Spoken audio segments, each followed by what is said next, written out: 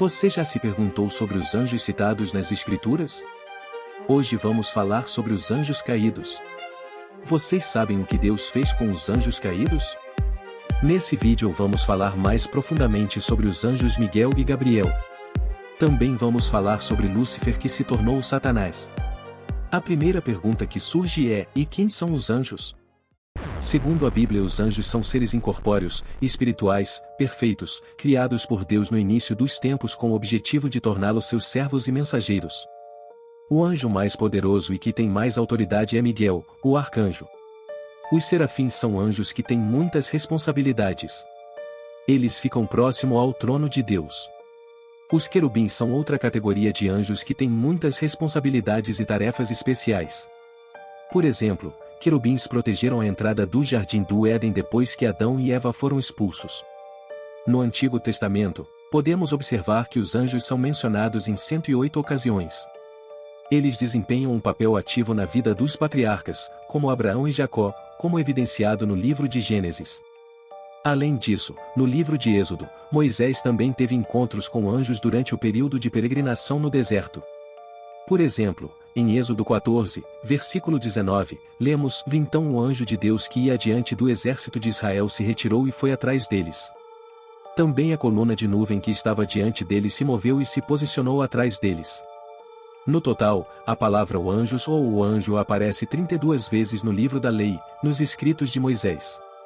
As Escrituras apresentam os anjos de Deus como uma hoste celestial. É importante ressaltar que os anjos são entidades reais, não figuras míticas ou meras opiniões. São personalidades espirituais com um impacto real no mundo físico. Assim como o mundo demoníaco está oculto, o mundo angelical também está. Os anjos nos cercam, e seu impacto dinâmico é inegável. Embora não possamos vê-los, isso não impede que os anjos de Deus observem tudo. Podemos não ser capazes de tocá-los, mas os anjos têm a capacidade de interagir com as pessoas. Um exemplo notável disso é quando um anjo específico foi enviado adiante de Moisés para o Egito, e somente ele causou a destruição de uma nação inteira. A invencibilidade é uma característica marcante dos anjos de Deus, o que os diferencia dos demônios. A hoste celestial se destaca em termos de força. Houve um conflito no céu, liderado pelo arcanjo Miguel, contra Satanás e seus seguidores. Deus convocou seus anjos para enfrentar o exército caído de Satanás.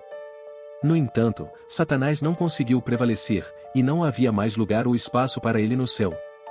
O Apocalipse 12, versículo 7, relata: "Houve uma peleja no céu, o Miguel e os seus anjos pelejaram contra o dragão, e pelejaram o dragão e os seus anjos.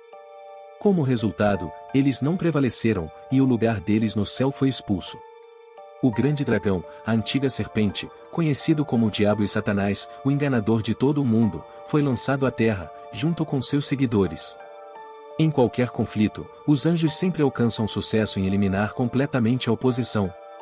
No mundo, vemos que os anjos nunca falham. Não há nada que possa se igualar à força deles.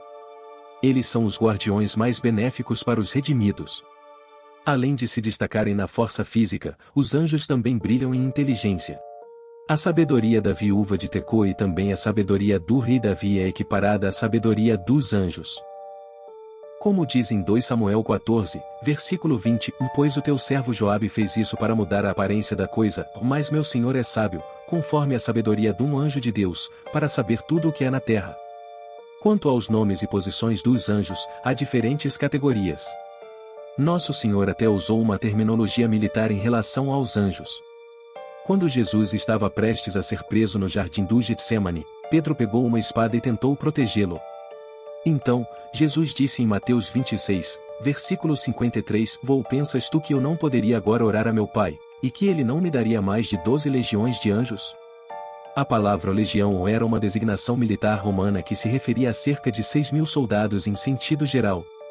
Provavelmente, a categoria mais comum de anjos é o que podemos chamar de anjos comuns. Na maioria das vezes em que os anjos são mencionados na Bíblia, esses anjos não identificados são os que estão sendo referidos. Embora pareça contraditório chamar esses seres extraordinários de comuns, é apropriado quando os comparamos com as várias classes ou ordens únicas de anjos mencionadas na Bíblia. A primeira ordem angelical que encontramos nas Escrituras são os querubins, que aparecem logo após a queda de Adão e Eva do Éden. Gênesis 3 relata os eventos no Jardim do Éden, onde Adão e Eva poderiam ter estendido suas mãos e comido da árvore da vida, vivendo para sempre. No entanto, após desobedecerem ao mandamento de Deus de não comer da árvore do conhecimento do bem e do mal, eles foram expulsos do paraíso terrestre. O Senhor Deus os expulsou do Jardim do Éden e os destinou a trabalhar na terra após sua expulsão. No livro de Judas, capítulo 1, versículo 9, é relatado que houve uma disputa entre Miguel, o arcanjo, e o diabo sobre o corpo de Moisés. Com a ajuda do Senhor, Miguel prevaleceu nessa disputa. Ele é considerado o principal herói de Deus, demonstrando sua autoridade divina. Outro arcanjo notável é Gabriel, cujo nome significa o poderoso de Deus. Gabriel é conhecido por desempenhar o papel de mensageiro divino em várias ocasiões importantes.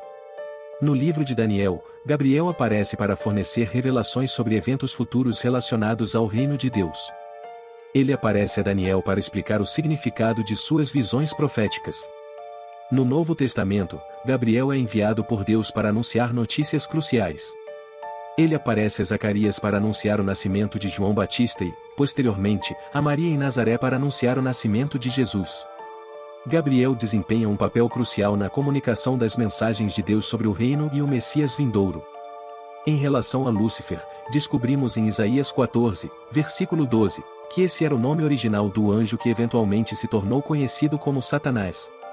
Lúcifer estava associado à sua posição original de destaque no céu.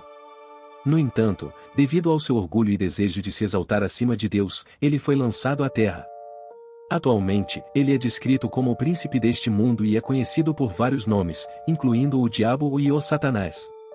Sua queda do céu serve como um lembrete das consequências da rebelião e do orgulho, enquanto Miguel e Gabriel representam a fidelidade e a obediência aos desígnios divinos. E outra coisa muito importante que você precisa saber é que aquela batalha iniciada no céu continua acontecendo no plano espiritual. Anjos e demônios lutam diariamente pelo controle de nossas vidas. Os anjos tentarão nos levar para mais perto do Senhor, enquanto os demônios nos separarão de Deus por meio da distração. Eles fazem isso aparecendo na forma de falsos deuses, fazendo com que percamos de vista o único e verdadeiro Deus. Esses falsos deuses podem aparecer na forma de dinheiro, trabalho, relacionamentos, entretenimento, poder, entre outras coisas. Agradecemos por explorar este tópico conosco. Esperamos que este texto tenha enriquecido sua compreensão das figuras celestiais e seus papéis na fé.